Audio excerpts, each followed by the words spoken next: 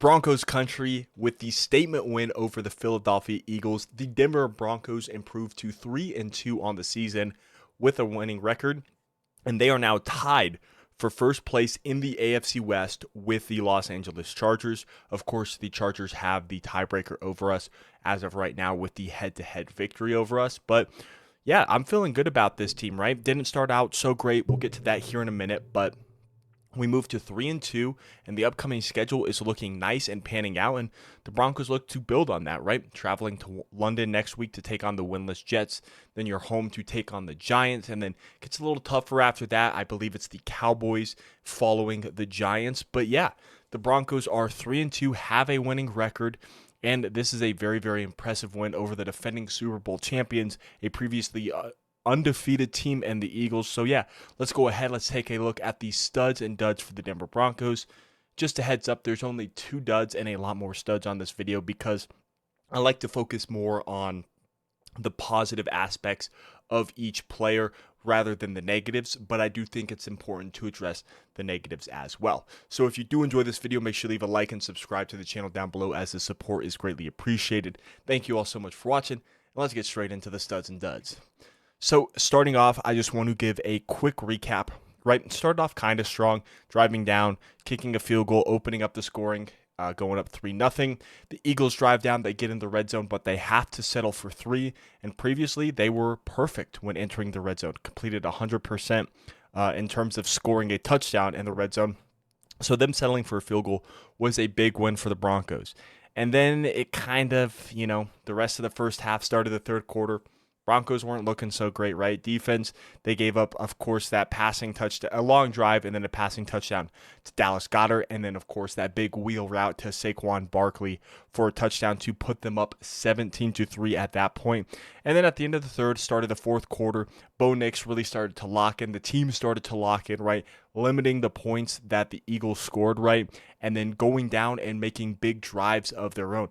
Making a big drive down the field, having a J.K. Dobbins touchdown, then driving down the field again with the Evan Ingram touchdown, and then finally driving down the field one more time, bleeding the clock to kick a field goal, which would force the Eagles to have to score a touchdown if they wanted to win the game. So Bo Nix, in his final 3 drives, I believe in the fourth quarter, all 3 of his drives were scoring drives for the Broncos. So very, very impressive towards the end. You want to play a complete game, but I'm sure many of you saw Sean Payton's interview and post-game speech to the team that you're not going to play perfect against a team like that. So being able to get this gritty, grindy win out, or produce a gritty, grimy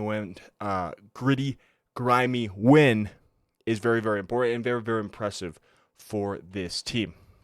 So starting off with the studs, I'm going to give it to Bo Nix, right? Started off struggling a little bit, right? Missed 1 or 2 passes. The biggest one that I could think of was a deep shot where he just overthrew Trent Sherfield, which looked like it could have been a touchdown. Maybe he gets dragged down at the 2-yard line or something like that, and then maybe we end up scoring a touchdown later. But that was the biggest throw that I thought he missed in the first quarter. Missed a couple here and there. And then as we moved into the second half, Bo Nix really started to get it together, right? 24 for 39 of the game, 61.5% completion percentage, 242 yards, which is his second most passing yards this season, right after, obviously, the Monday night game last week, 242 yards, 1 touchdown, and right, we only scored 2 touchdowns. The other one was obviously the J.K. Dobbins rush. So 1 touchdown, I don't mind it. Took care of the football, 0 interceptions with an 87.8 passer rating. The closest he ever came to turning the ball over and putting it in harm's way was when Cooper DeJean made a really good play off the edge and hit Bo Nix, but his arm was moving forward just enough that the pass fell incomplete and wasn't ruled a fumble. So Bo Nix, very solid game. I won't say it was his best outing, but he had a solid outing, especially after not playing his greatest in the first half, coming back and having a really, really strong second half. Bo Nix is going to get a stud for this game because he did help the Broncos get a win. right? He used his legs to scramble when he needed to, picking up extra yards, which I felt like he wasn't doing at the start of the season. He was trying to force a throw and trying to go down the field. He's starting to do that more and more now. And then he's also making really good decisions with the fall. He had some really nice throws, putting it to places where only his receiver would get it, right? Throwing some back shoulder passes to Cortland Sutton, throwing some jump balls to Cortland Sutton, showing that trust. So yeah, Bo Nix gets a stud here in week number 5. A dud, though, is I'm going to have to give it to Alex Singleton. And just to clarify, this is nothing against the person that Alex Singleton is, right? I'm sure he's a great dude. He's a team captain. I'm sure he's a leader on the team. But the on-field production just hasn't been great, right? Coming back from an ACL injury, he's 30 years old, so he has been struggling, right? Not the greatest in pass coverage to begin with before the ACL injury. And then 2 times this season, he's given up a touchdown on a wheel route. Of course, this one to Saquon Barkley, where he got hit with a double move and then beat down the sideline. And then the Colts did that as well with Jonathan Taylor. So there was 2 big completions there. And then he's just also struggled in pass coverage, right? So as much as it pains me to say this, he's probably a great guy as a football player. We need Drake Greenlaw back, right? We need to improve that inside linebacking position, specifically in coverage, because it is a real struggle and a real problem for this defense. So unfortunately, I do have to give Alex Singleton a dud here. Another stud, though, I'm going to give it to J.K. Dobbins, right? Really steadies this offense, whether Bo is not in, I guess, not locked in or not playing his best game in terms of completions, throwing, rhythm, throwing on time, right? Throwing with anticipation. J.K. Dobbins is there to steady it out, right? Get the run game going, and that's going to help the offense around him get in rhythm. So to me, J.K. Dobbins has been really solid for this season, right? And he had another solid game with 20 carries for 79 yards, averaging 4 carry with 1 touchdown, his longest run being a 17-yarder, right? Scoring in every single game with the Broncos aside from the Monday Night Football game against the Bengals. J.K. Dobbins has been really solid for the Denver Broncos. And you know, I know a whole lot of contract extensions don't get signed in the middle of the season, but I would like to see J.K. Dobbins with this team long term, right? I know the injury history, that's the biggest knock on J.K. Dobbins, but to me, he's still a young back, right? I think it was, he was a second-round pick in 2020, and he has played phenomenal for the Denver Broncos, and he's really helping that offense by having a run game, which is going to open up passes downfield for Bo Nix and the offense. So for me, J.K. Dobbins has to get a stud. He's played phenomenal for the Broncos so far this season. Then my second and final dud, it has to be Riley Moss, which pains me because I like Riley Moss. I like him as a player. But unfortunately, he's been getting beat a whole lot this year, right? I was a little bit harsh on him earlier in the year, critical. And then I thought he had a nice bounce back game against the Bengals. But against the Eagles, he gave up some big completions to Devontae Smith, which really helped extend drives for the Philadelphia Eagles to move into scoring range for them. Of course, there was a big completion to Devontae Smith down the sideline towards the end of the game, but there was an illegal shift by the Eagles, which bailed out that big completion against Riley Moss to Devontae Smith. So to me, it comes to a point where I like Riley Moss, and I'm hoping that he can have a bounce-back game against the winless Jets, build some confidence back up. But if he continues to struggle, right, why not try Jahdae Barron there? You got Jaquan McMillan. He's played well in the slot. Of course, you got Pat Surtain. We know what he's done. Why not throw in the rookie Jahdae Barron, who I thought he made a really nice pass breakup on the final drive, right? And he's been in there. I've seen him in there. It looked like he's almost been playing as a sub linebacker a lot of the time.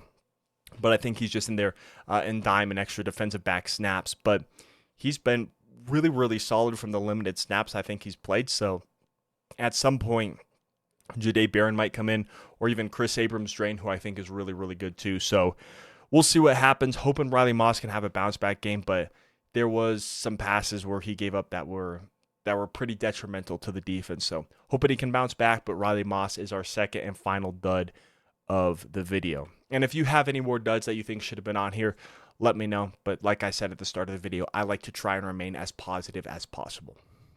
But moving into our next stud, it is going to be Nick Bonitto. And obviously, I'm going to be biased. But as of this moment, Nick Bonito should be the defensive player of the year right now. He is on pace for the most sacks in NFL history, right? He had a fantastic game with 2.5 sacks. He gets pressure to the quarterback. He gets off the edge super, super fast, right? One of the fastest edge rushers with one of the fastest get-offs in the entire National Football League, right? He makes plays behind the line of scrimmage. He's going to affect the quarterback play. And man, he has been absolutely terrific. I know we signed him to an extension before the start of the season, but in my opinion, I don't think he's getting paid enough. He has been phenomenal. I think he is outplaying his contract that he just signed. Nick Bonito, excellent, excellent edge rusher. He absolutely gets a stud, as he pretty much should have been a stud for every single one of these videos that I've made. I forgot I added another dud in here, so I guess I lied, but it's not necessarily one player, but it's just the discipline and playing a complete game. I'll start with playing a complete game, right? Obviously, it's tough against the Eagles. They're a really good team, a really solid team. They're going to make plays, so it's hard to play this perfect, complete game against a really, really good team like that. But I would like to see just a steady game, right, where you're not going missing for 2 quarters, right, where we didn't score a single point and we just kept shooting ourselves in the foot with the penalties, which we'll talk about here in a minute. So I want to see just a complete game. You're not going to be playing perfect, but I just want to see a complete game from both the offense and the defense. And then moving on to the discipline, 12 penalties committed, or I guess I should say that were accepted for 121 penalty yards. That has to improve. It got better last week with the Bengals, but every single game, it just seems like we keep committing penalty after penalty after penalty, right? We almost shot ourselves in the foot on that final drive, right? J.L. Skinner had the pass interference, right? Almost could have had another pass interference at the end of the game there on the second to last play. I still like J.L. Skinner, by the way, as a player. I know a lot of people are probably not on that train, especially after that game, but I still like J.L. Skinner as a special teams player, right? As a depth safety, but there were those big penalties there that was like, okay, let's maybe not be doing that, especially when we're trying to hold the Eagles off and trying to extend, or I guess advance to a winning record at 3-2. But yeah, the penalties have to be cleaned up by the Broncos. 121 penalty yards, just you can't give that those many yards to teams like the Eagles, right? They're going to find a way to pay and I guess make you pay and come back and win the game, right? Didn't lose the turnover battle, right? We didn't win it either because there were no turnovers, but that's an improvement as well. Would like to see our penalties come down, right, and play a more disciplined ball game. Then you got Courtland Sutton, who's been a stud pretty much all season outside of the Colts game, right? 8 receptions on 10 targets for 99 yards, 12 average, no touchdowns, but Courtland Sutton kept us in this game, right?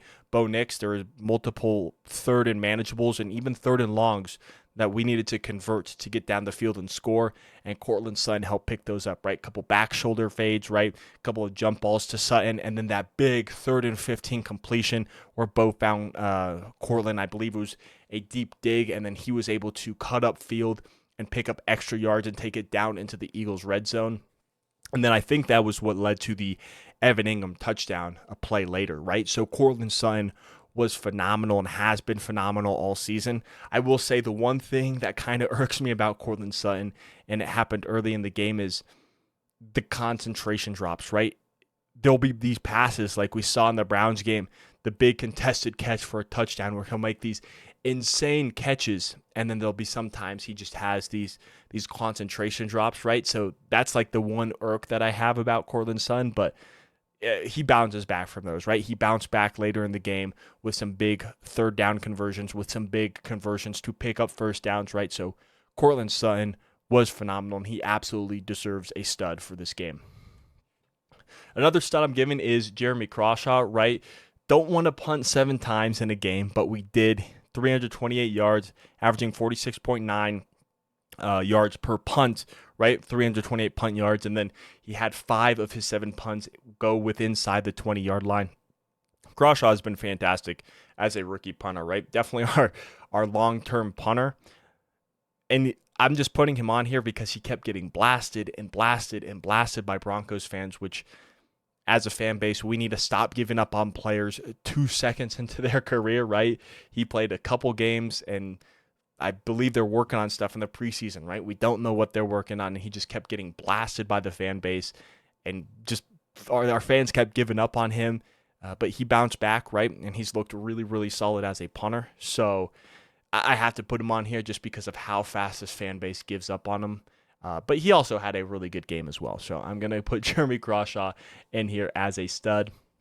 Another one is Evan Ingram, right? Wanted to see Evan Ingram involved more in this offense. And at the start of the game, it didn't look like this. And it's like, it didn't look like he was. And I was thinking to myself, come on, Broncos. Why did we sign him, right? We signed him to be the Joker. And there's formations out there. There's times out there when Adam Troutman is getting more receptions and targets than Evan Ingram. And it's almost like, why did we sign him? Why aren't we utilizing him more? And then towards the end of the game, he has this big catch that he just snags out of the air to come down with. And then, of course, the touchdown where he catches the ball, makes a defender miss, and then dives into the end zone for the touchdown. So Evan Ingram was involved more. I would like to see him utilized throughout the whole game, not just the final quarter. But Evan Ingram had a really, really solid game, his best as a Bronco, picking up his first Broncos touchdown. So I got to give a stud to Evan Ingram here. Then another one is I have to give a stud to the Broncos O-line. And before we talk about that, we do have some sad injury news, right? Left guard, Ben Powers is headed to IR, so he's going to miss the next 4 games with, I believe it's a shoulder injury.